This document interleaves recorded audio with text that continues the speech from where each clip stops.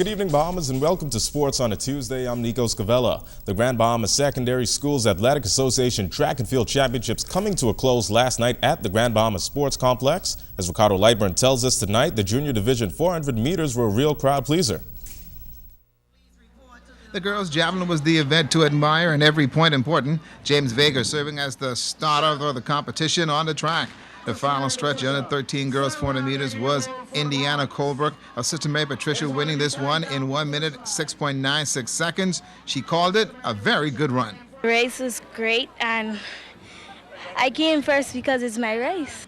The boys under 13 400 meters was a statement event for the Sunland Stingers' Keyshawn Robinson. He won the race in 1 minute, 5.15 seconds. Call it his coming out party. It was good, and I just had to win that for my coaches, teammates, made them happy.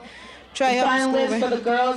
Let's go to the girls under 15 400 meter finals. Watch the Sunland Stingers' Brianna Bethel. Her time, 1 minute, 0.78 seconds. Second was Raven Miller. Third was Miss Bob's Nikita. I had to start off strong because all the rest of the girls, was taller than me, and I was scared at first. But I thank God for giving me the energy to finish running the backstretch. Keep on with a lot of energy, and I had to give it a lot more energy because the wind was in the wind. I had to pull it through. The boys under 50 400 meters was fast. The Bishop Michael London Warriors, Valentino Bodie won the gold in 53.06 seconds. Javante Moore second, and Ricardo Richardson was third. Keep your eyes on the BMA's Warriors. Jordan L. Thompson win under 17 girls 400 meters and get the time, 58.69 seconds. She felt great about her performance. I made sure I get out of my blocks, quickly come up the first curve, and just bring it home in the last 200. A lot of wind today. Did that help you much? It was a lot of wind coming into the home stretch, and it was it was challenging, but I pushed through. Congratulations go out to the Bishop Michael Eldon Warriors. They won both the senior and junior division titles. Now back here in the capital, the government secondary schools junior high school track and field championships got underway earlier today at the old Thomas A. Robinson Stadium. The C.H. Reeves Raptors won the title last year under the leadership of Coach Fritz Grant. Grant has since moved to Government High, leaving the program in the hands of Varel Davis. Our Jonathan Benson has a report. Most schools will come at us, but I think we're going to be able to carry this once again this year. Our strength lies in our under 17 boys, and we're very strong this year, and also our under 15 boys and girls. We did a lot of working out at the back of the stage. We feel with our kids every day. We've been practicing from school open. In terms of cross country, but we've been working very, very hard. Mr. Cornelius and Mr. Toon and myself, we've been doing a very, very good job since Mr. Grant left. Now one team looking to end the Raptors' reign will be the AF Adderley Tigers. We have been working hard.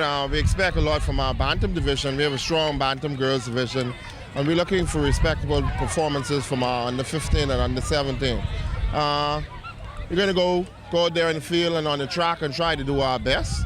At the end of the day, if we win or if we come second, and as long as they give 110% in terms of effort, that's all we expect. Now, based on the first day of competition, G.S.S.A. President Alfred Forbes says it's shaping up to be quite an interesting finish. And as you can see around me, lots of kids are here, and even those ones, I'm appreciative to the principals who led the students come out today. Even though tomorrow is their full day, we still had a good number of students coming from the various schools, just to participate. So we're looking good.